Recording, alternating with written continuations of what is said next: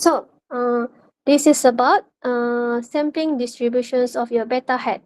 So, this is like your coefficient, your estimated coefficient. Okay, so estimates of your beta or your beta height follow a probability distribution too.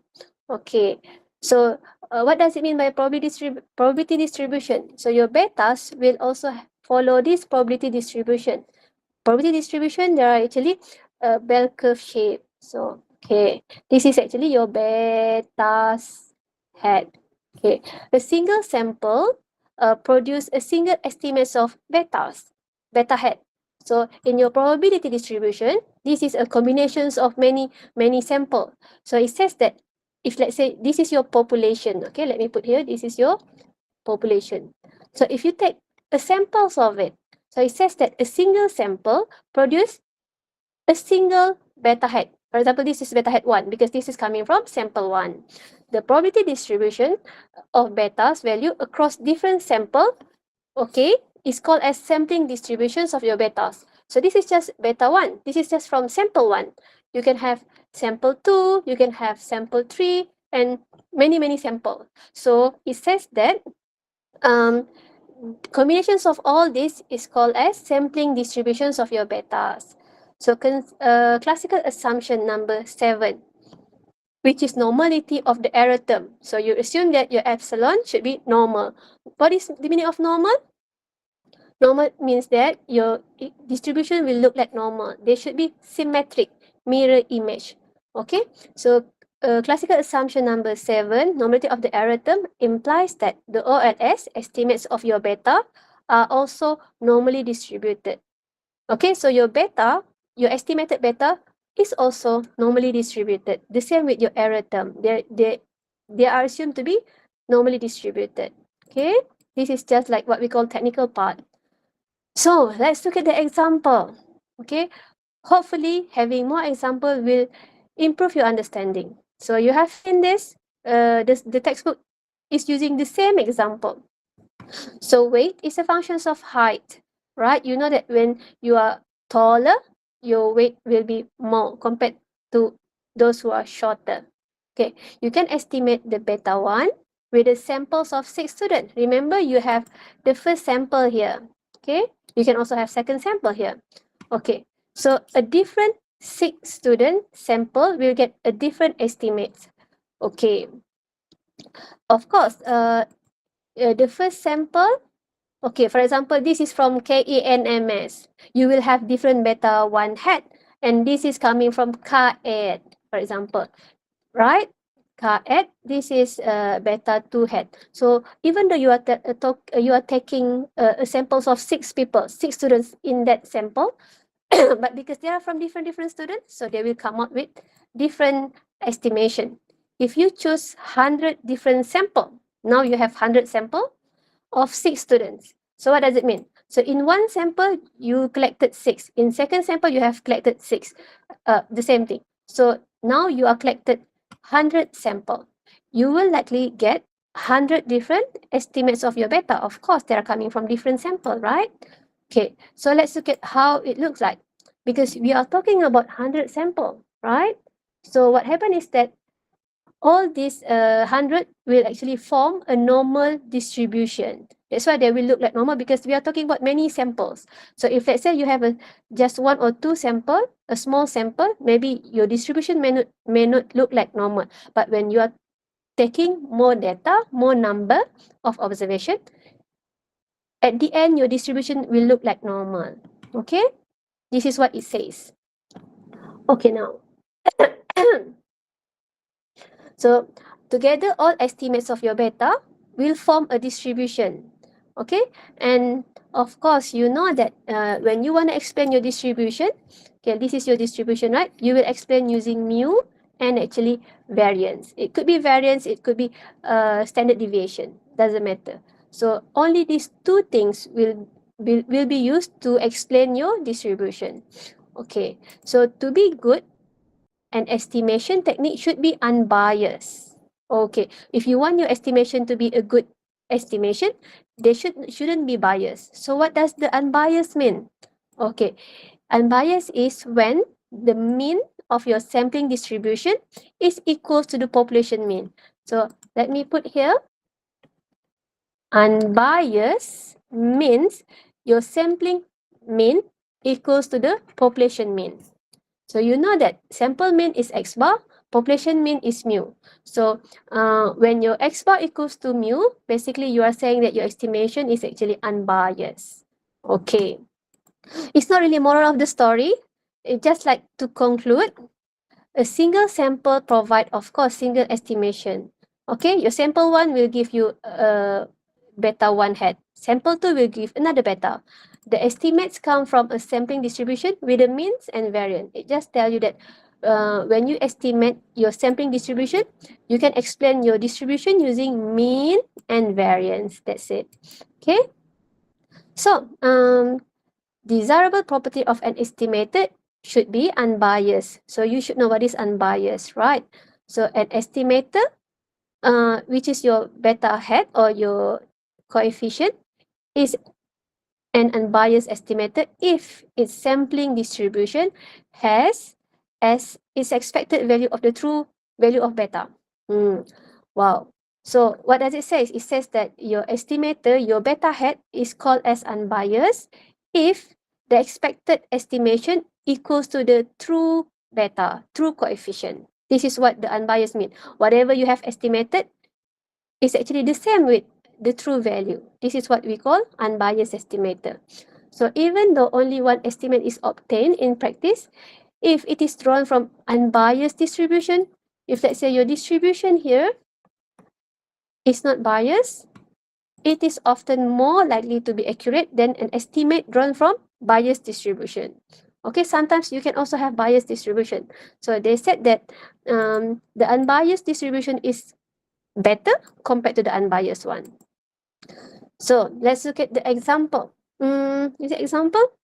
Another desirable property, not really example, another desirable property of an estimator, which is your beta hat, is to be as narrow as possible. What is this narrow? Of course, this is your previous examples of distribution, right? Okay, now I draw a new one.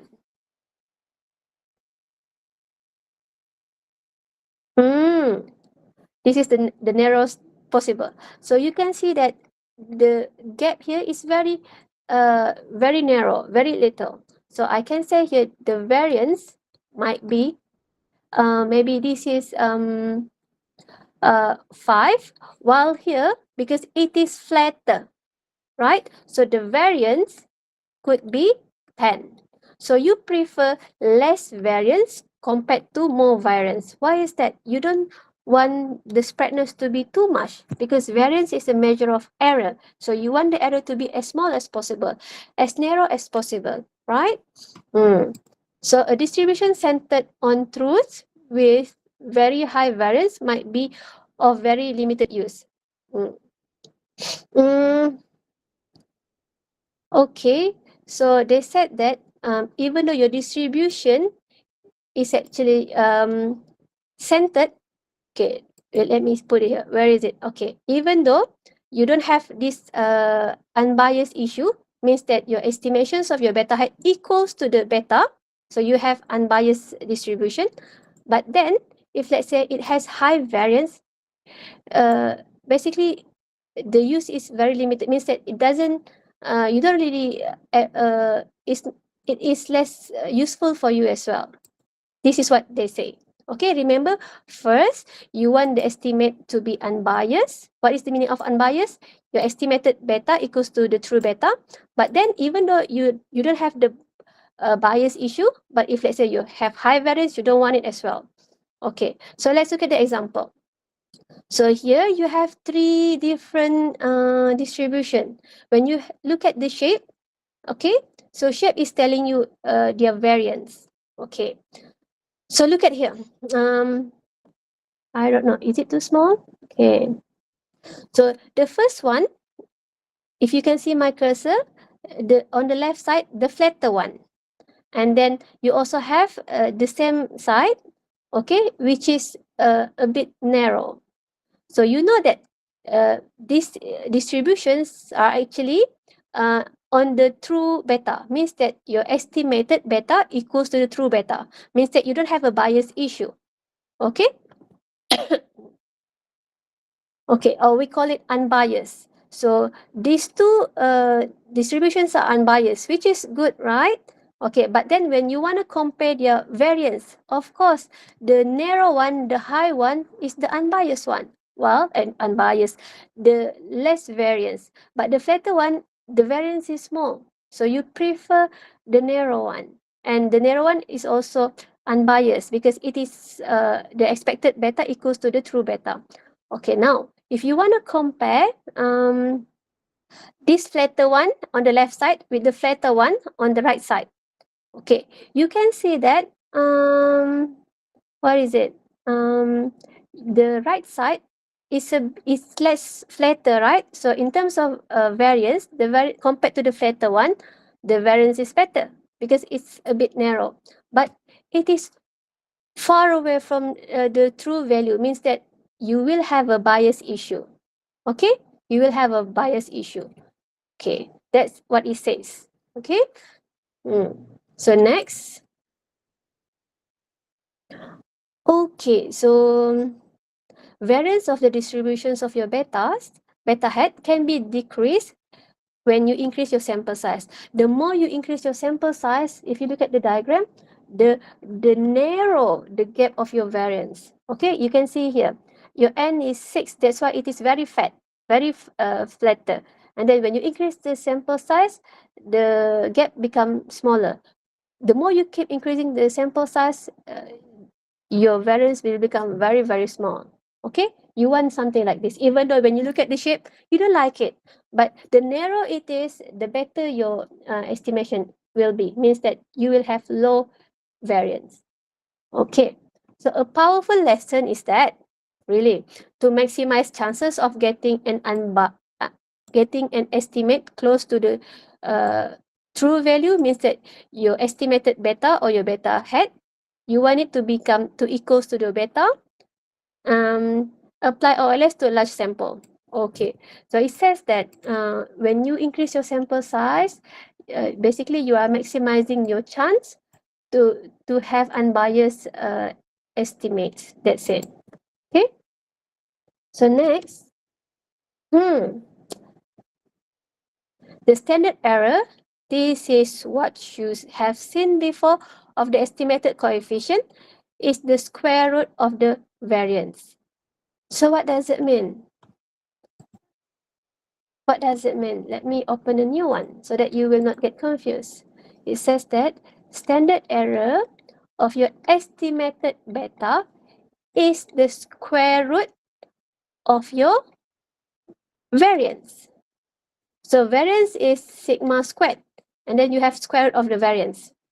It means that standard error of the beta hat is your standard deviation, your sigma. Do you still remember this sign? This is what we call standard deviation or sigma. Okay, so you have seen this sigma in your statistic, if you still remember. Okay, in econometric, instead of we call it sigma or standard deviation of your population, so let me put here of population, we can also call it standard error of the betas. Okay, standard error of the betas is similarly affected by the changes in sample size. Of course, when we talk about standard error, the more you increase your sample size, the lower your standard error. Okay, thus the larger the sample, the more precise your estimation will be. That's common sense. Okay, I have explained this before, whether you remember it or not. We call it Gauss-Markov theorem. So it proves two important properties of OLS. Okay, so you can see there are a lot of things which I don't think you want to read it. What the Gauss-Markov theorem says. Okay, from classical assumption number one until number 6, if you fulfill this classical assumption, so basically your estimation can be called as blue, which is best linear unbiased estimator. Okay, if you are using OLS, your OLS or your estimation will give you best linear unbiased estimator. But if let's say you add another property if you add classical assumption number 7. Basically, your estimation will become, if you still remember? Boo. Yes, boo. Best, unbiased, estimated, regardless whether it is linear or non-linear. This is what the Gauss-Markov theorem said. Okay? So, next. Okay. So, well, it says here, additional information, when you include this classical assumption number 7, of course, your estimation will be unbiased, you will have minimum variance, you're also consistent and normally distributed. Okay, that's it. Okay, this is the property, the extra property that you have, normally distributed. Okay, so the next slide, nothing so special about it. It just tell you how the econometric notation is used. Okay, let me make it bigger. Okay, so well, this is your coefficient beta, right? That's why we put regression coefficient. This is the symbol, how it looks like your beta. You should know, right? This is your estimation. When you estimate your coefficient, you will have beta hat. So the beta is the theory, something that the true value. When you estimate it, it's become beta hat. Okay, so basically you can just read or look at how the symbol we used in econometric, and this is what it means. Expected value, you can see this is E, expected value of your estimated coefficient. Is it expected value of your beta hat? Okay, this is how we write it in econometric. Okay, variance of error term. This is variance, sigma squared, or you can also put variance into the brackets of your epsilon. Okay, when you estimate your variance, okay, you can put S squared is actually sample variance. What we call here sigma squared is actually population variance. Okay, and you can also have something like this. So you can just have a look. These are the symbol that we will use in econometric. Okay, and then I think that's it. That's the ends of this chapter.